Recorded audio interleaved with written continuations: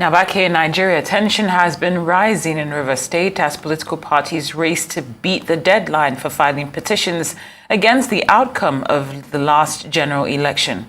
For some days now, the two major parties in the state, that's the People's Democratic Party and All Progressives Congress, have engaged in a war of attrition, with the theatre being the Port Harcourt office of the Independent National Electoral Commission because of a dispute over the inspection of materials deployed during the election.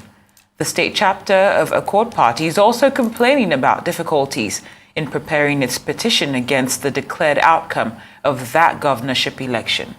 The party's candidate, that's Dumo Lulu-Briggs, joins us now. Mr. Briggs, thank you so much for joining us on Newsday.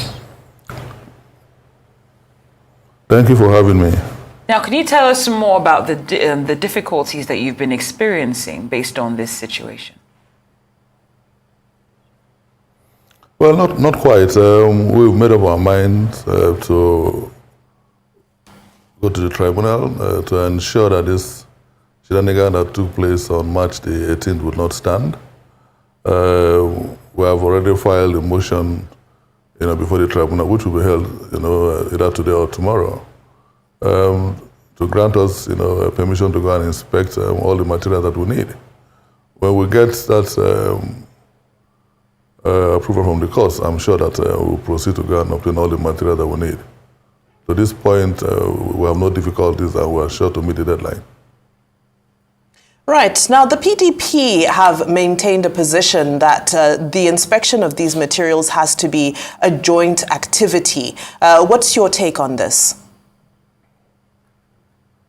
Well, there's no provision of the Electoral Act that states that the PDP will have to join the SDP and the Accord and the APC to go and do a joint inspection.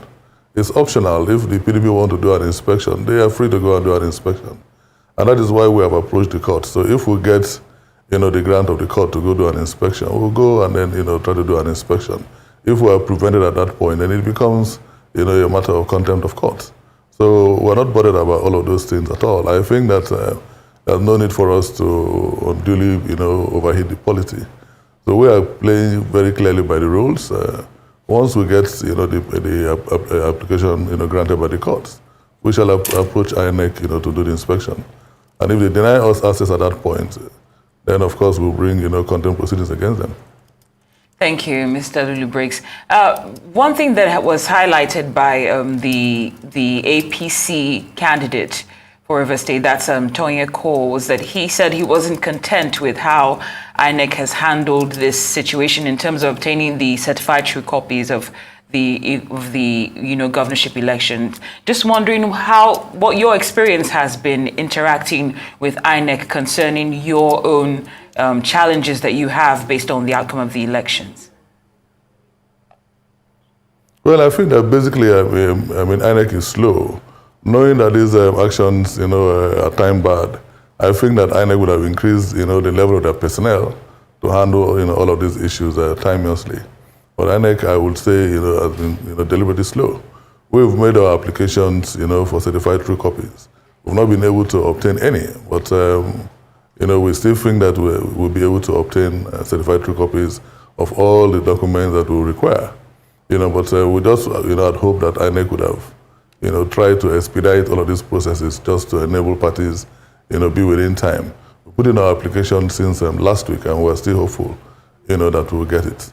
So, yes, all the parties are encountering some level of difficulties, and I think that INEC, already, complicit in all of these rots that we're trying to, to correct, will not be in a hurry, to give us materials that will require to go and expose the shenanigan that took place in Rivers State. Right, and I'm glad that you've highlighted that, of course, all parties are pursuing, their own ends and trying to achieve what they feel is justice from the just concluded electoral process. But what I'm finding from what you've said today is that your approach is profoundly different from that of the APC and Tonya Cole. Of course, we all witnessed the clash that took place 2 days ago. What do you make of what transpired on that day? Well, frankly, we need to put things in proper perspective. It's somewhat, a clash of the godfathers. These are, godfathers and, and godsons in an electoral process. And each of them, is diametrically opposed to the other. So whatever the APC does, right, will elicit the worst of emotions from the PDP.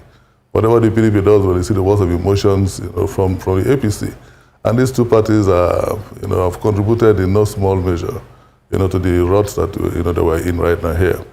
So for me, I worry, and I think that what we're asking for is that these votes, that were allocated, right, just shouldn't stand. I mean, the rot was just too much. So there was no election, in Rivers, and this whole thing should be cancelled. Sometimes I'm at a loss at what the APC is even asking for. I mean, are they saying that this whole thing should be cancelled, which was the earlier position? Or are they saying that, well, that regardless of what, went on, as much as they opposed to a lot of things that happened, that the votes could be looked in some way that the APC, might emerge as the winner? I don't think that should be the case. We can't approbate and reprobate. And that's why a lot of us are having, some difficulties. If your case is for outright cancellation, your approach will be different. If your case is to try to say that, oh, well, I just might find some opening, where this whole thing could result in an outcome that favors me. If that is the case, then, I'm clearly at a loss. I think that what we must all strive to do is to enthrone a good measure of decency in the electoral process, one that inspires hope. We have a lot of young population, young people, who are trying to get into this democratic space. And we must understand that there are more than 40% of registered voters. And that's a huge chunk of persons who we would disenfranchise if we don't encourage them, by carefully and very deliberate actions, to come on board. So for us in the Accord, I mean, we keep trying. This road has been on since 1999, but we keep trying because we believe that, our lives must be like the course of the sun. Even the darkest moments must bear the promise of daylight. So we're hopeful that, that people would listen. If you look at what happened, it's just sheer allocation of votes, everywhere. And nobody should try to claim credit in this sort of situation. If we are saying that it's not, the PDP that won, I mean, are we saying that it's the Accord that won? Or is the SDP that won? Or is the APC that won? We are saying clearly that what happened in Rivers State was just, a mere exercise, to appease certain persons. Election didn't take place. And nobody should try, to claim credit. And sometimes if your issue is slightly different, then your approach will be different. Our approach is quite calm, playing by the rules. And of course, because, all that we're saying is that nothing happened in Rivers State, and we must have some level of decency here. And if all of us in the opposition are saying the same thing, then of course, the arguments that may follow shall be slim and just. If on your program I mentioned the last time, that if we allow a reconciliation of reason, with truth, then the arguments that may follow shall be slim and just. So what we see here is everybody trying to be smart, and they're trying to see how they can, outsmart the other. So it's probably, in furtherance of the clash of the godfathers that we have in the APC and the PDP that you see, playing out on the streets of Port Harcourt, heightening tensions, overheating the polity, causing a lot of fear, increasing the level of apathy and hate in the political system. That's not, the matter for the Accord at all.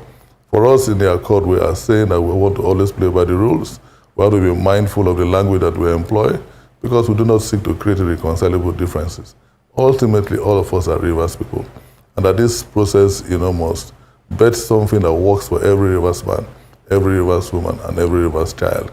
It's not, something for anyone to try to take an opportunity of. So that's why we're not, at war with anybody. We'll go about our business decently. And when they come with one method, that we think is low, we look for another method that we think is even much higher. So we try at all times, to raise the standard.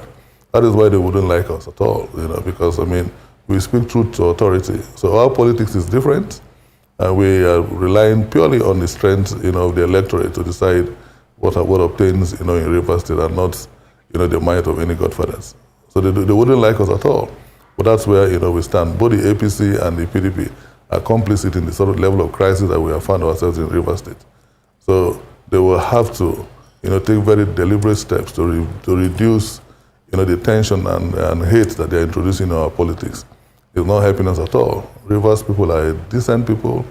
We love ourselves. We are very hospitable. Rivers was a place for every other Nigerian who wanted a second home to come and find that home. The garden city. We need to return this place, to what it used to be, prior to 1999. So every effort that I make is geared in that direction.